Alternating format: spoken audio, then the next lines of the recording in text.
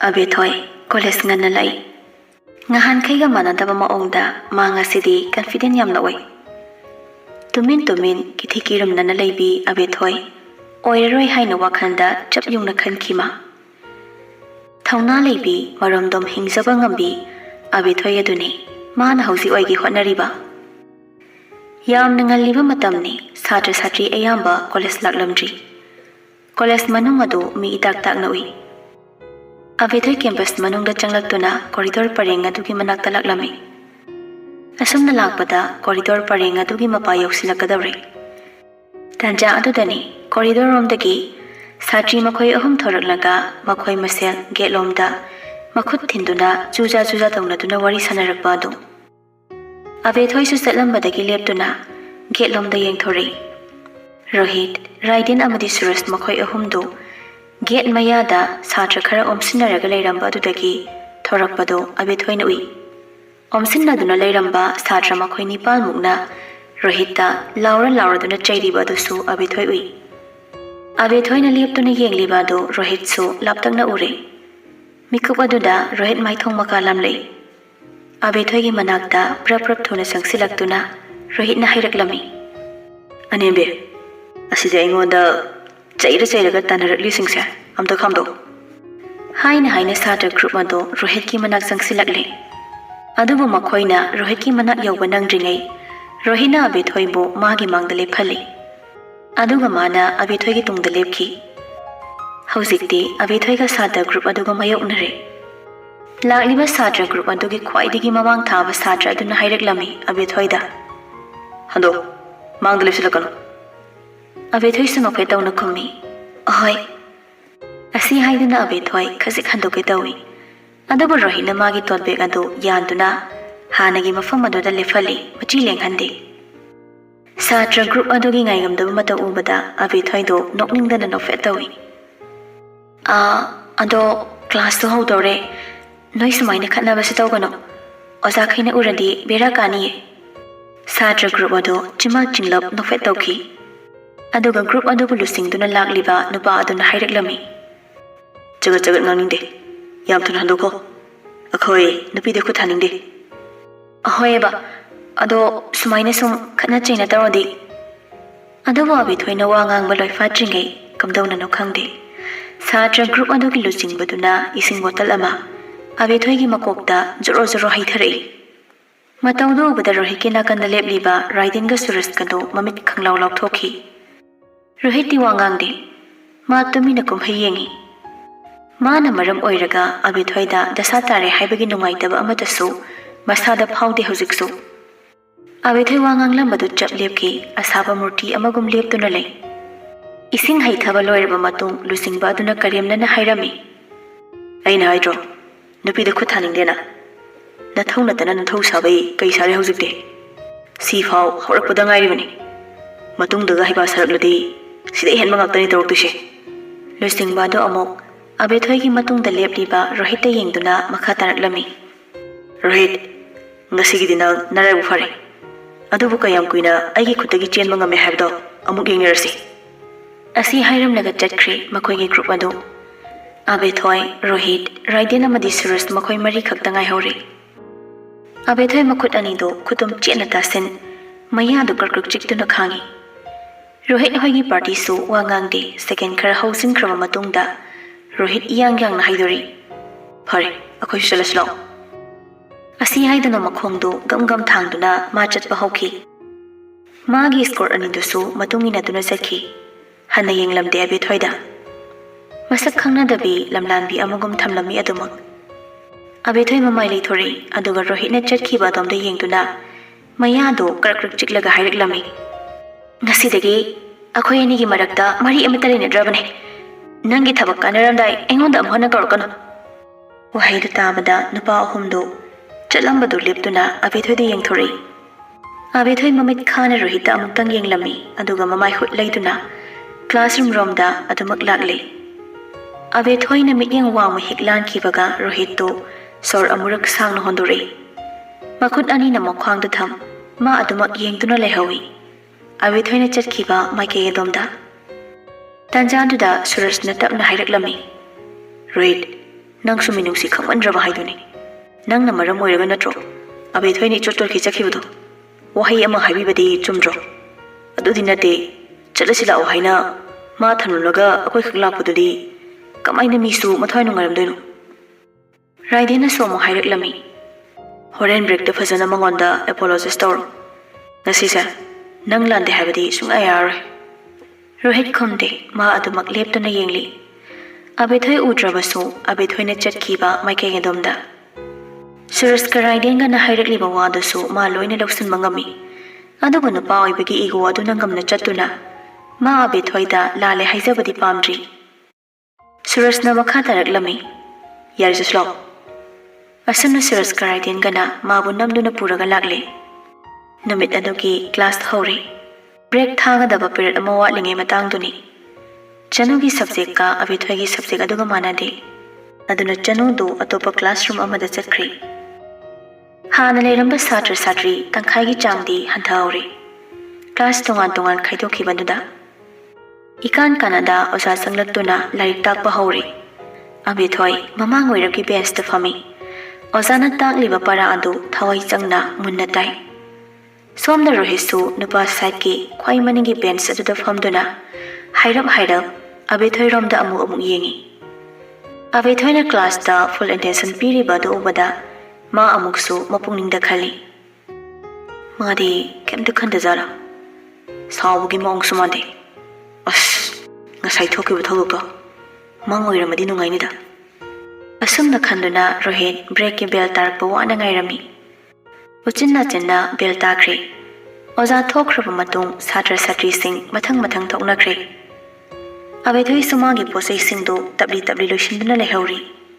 ꯔꯣꯍꯤꯠꯀꯤ ꯅꯥꯀꯟꯗ ꯐꯝꯂꯤꯕ ꯔꯥꯏꯗꯦꯟꯅ ꯑꯁꯨꯝꯅ ꯍꯥꯏꯔꯛꯂꯝꯃꯤ ꯅꯪ ꯐꯖꯅ ꯑꯕꯦꯊꯣꯏꯒ ꯆꯝꯊꯣꯡꯅ ꯍꯧꯈꯣꯀꯣ ꯑꯩꯈꯣꯏ ꯍꯥꯟꯅ ꯊꯣꯛꯑꯝꯃꯒꯦ ꯑꯁꯤ ꯍꯥꯏꯗꯨꯅ ꯔꯥꯏꯗꯦꯟ ꯍꯧꯒꯠꯂꯤ ꯑꯗꯨꯒ ꯁꯨꯔꯖꯇ ꯃꯉꯛ ꯏꯟꯗꯨꯅ ꯏꯪꯒꯤꯠ ꯇꯧꯈꯤ ꯑꯁꯨꯝꯅ ꯃꯈꯣꯏ ꯑꯅꯤꯁꯨ ꯀ꯭ꯂꯥꯁꯔꯨꯝꯗꯨꯗꯒꯤ ꯊꯣꯛꯈ꯭ꯔꯦ ꯔꯣꯍꯤꯠꯇꯤ ꯂꯩꯍꯧꯔꯤ ꯑꯕꯦꯊꯣꯏꯁꯨ ꯁꯪꯕ ꯑꯣꯏꯅ ꯑꯕꯦꯊꯣꯏꯁꯨ ꯃꯥꯒꯤ ꯄꯣꯠꯆꯩꯁꯤꯡ ꯍꯥꯞꯄ ꯂꯣꯏꯔꯗꯨꯅ ꯀ꯭ꯂꯥꯁꯔꯨꯝꯗꯨꯗꯒꯤ ꯊꯣꯔꯛꯀꯦ ꯇꯧꯏ ꯑꯗꯨꯕꯨ ꯃꯥꯅ ꯀ꯭ꯂꯥꯁꯔꯨꯝꯒꯤ ꯊꯣꯡꯖꯤꯟ ꯃꯄꯥ ꯌꯧꯔꯛꯄꯗ ꯀꯅꯥꯒꯨꯝꯕ ꯃꯤꯑꯣꯏ ꯑꯃ ꯃꯥꯒꯤ ꯃꯥꯡꯗ ꯖꯞ ꯂꯦꯞꯁꯤꯜꯂꯛꯏ ꯑꯕꯦꯊꯣꯏꯁꯨ ꯌꯦꯡꯈꯠꯂꯛꯏ ꯀꯅꯥꯅꯣ ꯈꯟꯅ ꯃꯥꯅ ꯑꯣꯏꯔꯝꯒꯅꯤ ꯈꯜꯂꯨꯔꯤꯕ ꯃꯤꯁꯛ ꯑꯗꯨ ꯆꯨꯝꯃꯤ ꯔꯣꯍꯤꯠꯅꯤ ꯃꯥꯒꯤ ꯃꯥꯡꯗ ꯂꯦꯞꯁꯤꯜꯂꯛꯂꯤꯕ ꯑꯗꯨ ꯔꯣꯍꯤꯠꯀꯤ ꯃꯨꯟꯅ ꯌꯦꯡꯕ ꯃꯤꯠꯌꯦꯡ ꯑꯗꯨ ꯃꯤꯆꯥꯟꯅꯕ ꯉꯝꯗ ꯑꯕꯦꯊꯣꯏ ꯃꯃꯥꯏ ꯂꯩꯊꯣꯔꯛꯏ ꯔꯣꯍꯤꯠꯅ ꯍꯥꯏꯔꯛꯂꯝꯃꯤ ꯉꯁꯥꯏ ꯅꯪꯅ ꯍꯥꯏꯔꯛꯈꯤꯕ ꯋꯥꯗꯣ ꯑꯁꯦꯡꯕ ꯅꯠꯇꯦ ꯍꯥꯏꯅ ꯁꯦꯡꯗꯣꯔꯛꯎ ꯃꯌꯥꯝ ꯃꯥꯡꯗ ꯑꯁꯦꯡꯕꯗꯨꯕꯨ ꯀꯃꯥꯏꯅ ꯑꯁꯦꯡꯕ ꯅꯠꯇꯦ ꯍꯥꯏꯅ ꯁꯦꯡꯗꯣꯛꯇꯣꯏꯅꯣ ꯑꯩꯈꯣꯏ ꯑꯅꯤ ꯍꯥꯏꯅꯈꯤꯕꯗꯣ ꯀꯥꯎꯔꯕꯣ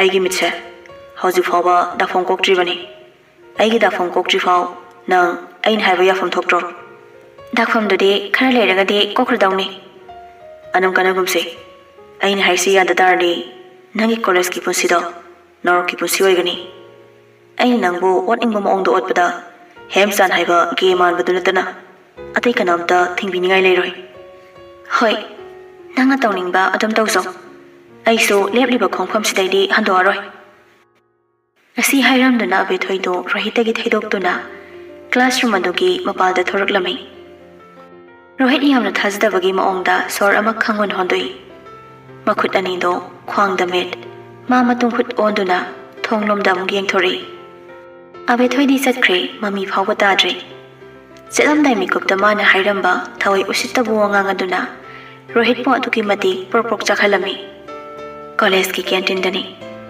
ꯑꯕꯦꯊꯣꯏꯗꯣ ꯆꯅꯨꯒ ꯍꯦꯝꯆꯥꯟꯒꯅ ꯐꯝꯂꯤꯕ ꯇꯦꯕꯜ ꯑꯗꯣꯝꯗ ꯂꯥꯛꯇꯨꯅ ꯁꯠ ꯐꯝꯊꯔꯛꯏ ꯑꯗꯨꯒ ꯋꯥꯉꯥꯡꯗ ꯃꯥꯁꯨ ꯑꯆꯥꯄꯣꯠ ꯑꯗꯨ ꯆꯥꯕ ꯍꯧꯔꯛꯂꯝꯃꯤ ꯍꯦꯝꯆꯥꯟꯒ ꯆꯅꯨꯒ ꯑꯕꯦꯊꯣꯏꯗ ꯉꯛꯅ ꯌꯦꯡꯂꯛꯏ ꯍꯟꯗꯛ ꯃꯔꯛ ꯑꯕꯦꯊꯣꯏꯅ ꯃꯈꯣꯏꯒ ꯄꯨꯟꯅ ꯀꯦꯟꯇꯤꯟꯗ ꯑꯆꯥꯄꯣꯠ ꯆꯥꯃꯤꯟꯅꯗꯕ ꯑꯗꯨꯗ ꯉꯁꯤꯁꯨ ꯄꯨꯟꯅ ꯆꯥꯃꯤꯟꯅꯔꯣꯏꯗꯕ ꯑꯣꯏꯔ ꯃꯥꯜꯂꯦ ꯈꯜꯂꯗꯨꯅ ꯆꯅꯨꯒ ꯍꯦꯝꯆꯥꯟꯒꯗꯃꯛ ꯑꯆꯥꯄꯣꯠ ꯆꯥꯔꯝꯕꯅꯤ ꯑꯗꯨꯕꯨ ꯑꯕꯦꯊꯣꯏꯅ ꯏꯊꯥ ꯊꯥꯖꯗ ꯃꯈꯣꯏꯒꯤ ꯃꯅꯥꯛꯇ ꯁꯠ ꯐꯝꯊꯔꯛꯄ ꯑꯗꯨ ꯇꯁꯦꯡꯅ ꯃꯈꯣꯏ ꯑꯅꯤ ꯉꯛꯄ ꯐꯥꯎꯈꯤ ꯆꯅꯨꯅ ꯍꯥꯏꯔꯛꯂꯝꯃꯤ ꯍꯩꯃꯥ ꯅꯪꯗꯤ ꯀꯩꯗꯧꯔꯤꯕ ꯁꯤꯗ ꯑꯩ ꯁꯤꯗ ꯐꯝꯕ ꯀꯩꯗꯧꯔꯒꯦ ꯐꯝꯍꯟꯅꯤꯡꯗ꯭ꯔꯤꯔꯣ ꯍꯦꯝꯆꯥꯟꯅ ꯈꯨꯝꯂꯛꯂꯝꯃꯤ ꯑꯗꯨꯏ ꯅꯠꯇꯦꯍꯦ ꯈꯥꯟꯈꯩꯗꯤ ꯔꯣꯍꯤꯠ ꯍꯣꯏꯒ ꯍꯦꯛ ꯄꯨꯟꯕ ꯎꯕꯗꯨꯗ ꯍꯪꯕꯅꯤ ꯉꯁꯤꯗꯤ ꯃꯣꯏꯒ ꯄꯨꯟꯕ ꯎꯗꯦꯅꯦꯅ ꯋꯥꯗꯨ ꯍꯥꯏꯅ ꯍꯦꯝꯆꯥꯟꯗꯨ ꯔꯣꯍꯤꯠꯅ ꯃꯥꯒꯤ ꯃꯃꯥꯟꯅꯕ ꯑꯅꯤꯗꯨꯒ ꯂꯣꯏꯅꯅ ꯀꯦꯟꯇꯤꯟ ꯃꯅꯨꯡ ꯆꯪꯂꯛꯇꯨꯅ Makhoi ni hek phamba table adom do sangsin khiba do yengi.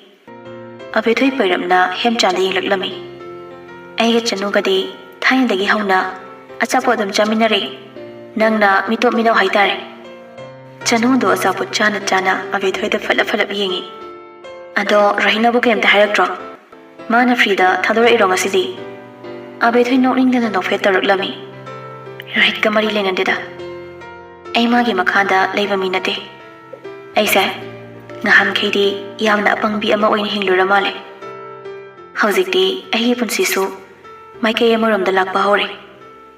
Abe thoi gi ngahan khega manadamba marau leiba wangang do chanu su hemchan su tingak yengne. Aduga mo abe thoi da pulap onsilaklami. Kayna ngangi wa mayam dubo. Abe thoi maya da alu chop to achauba mapun na hukhi. Aduga umsai tawduna makok nomli monda amada khumi. Sunday namita akoy dalaw. Somda Rohit Raiden amadi Surus makoy ahum so chair amamam da phongkri. Raiden na counter da sapor order tawba changkiba timing aduni. Rohit magi mamito koro otuna canteen do masin bathungna yenglaklami. Abe thoi boni mana thiriba. Mana haiba indabi lamhenbi mabu. Maram icha chada mapukning da waro pokpa adunani. Rohina abe thoi bu thirakpa. Kona thangda ure abe thoi chanu amadi hem chan makhoi ahum punna achawat chamina duna leirami bado. Makhoi ahum ubada Rohit chimbal chinglap nokfet tawre. Abe thoi gi mai thong aduda mamit khani yengima. Mit yeng adu yamna sathi. Mitna yengbada mi siba oiramadi abe thoi khudak aduda sikini Rohit ki mit yeng duda. Rohit ki matong do surasui itap tapna hairak ma. Yareba Mina guradi nang do chaba phangdabai mina achapot chabada munna yengba malani. Rohit so haujik tada magi mityeng do abe thoi dagi soithore. College suti tharakle. Chanu di magi subject amagi practical tawgani haiduna college ta thengthena lehori. Abe thoi matom ta gelom da oina lakle. Mana asumna gelom da lakpada get ki wangmada gusan so makhoi college ki uniform setuna leptuna leiriba do maui. Ma ngai balak pani khangi abe thoi masana gusana lepli badugi manak sangsin abe thoi na haireklami ngasi somla ironangba gusan phat yeng thorami abe thoi da aduga pakom bifam khangda igak tong na lepi atang do bada abe thoi asumna makha taraklami phare adudi nang lifo ko ai chalamage ko asi haiduna abe thoi makhong thangduna chatpa hawi Gusan so para mabuta na rin. Abi thoi nga khu. Asum na gusan so abi thoi ginakan oirap chatuna. Makoy ni punna. Abi thoi koy gi auto parking adu tam na lagmine. Chatna gusan na wari saba horaklami. Ngasa iyog so ay na mungay bini. Adum thengna dre. Adu danang do college lakta sala hay na kaloy ni. Ay nga sidi karangan na chale. Adu gini. Oh, adu gyore. Chana gusan do huran mityeng amuk abe thoi de yengi. Ngahan khaiga mana dinga sidi gusan gi matausi. Karigamba wahangama abe thoi da hangningba tawi. Adabu wahanga do taraga abe thoi na amuk tathi cherakadra haibagi nongnangba ama masada suloinari. Kona thangdadi gusan khangdadi khanglage khan ma wahanga do hanglaklami. Ado abe thoi Nanga Rohit kagi maragda linariba marisibu karino. Abe thoi di iyang na kumdore. Akoy ani mariyam talay na di kaino. Ado nga Rohit na di kainom hairami dude. As ay kiyan tazadre noy ni giwarise. Ay ngonda amta hangbirano. Hoy ba. Ado nanga Rohit kasi close di una daw na dro. Oy na de, we are just classmates. Abe thoi gi pakhumadu tamada gusan magi chimbalda Marau leiba minok ama nokhi. Gusan gi matong do nasip nana abe thoi na uraduna ma phat gusan da yengla ami. Maduda gusan so ikai rap tong na mama yamu non thakhi. Ngai hakti wangang na de makhoi ani. Gusan na mangonda amuk phalap yenglakba duda abe thoi handakti khazi enoid oibagi maongda hanglaklami. Kari torge habane nangai gonda kay hangninge. Hangningba makak dileba. Hangwadana dade. Rohit se eng na nanga close oina diko.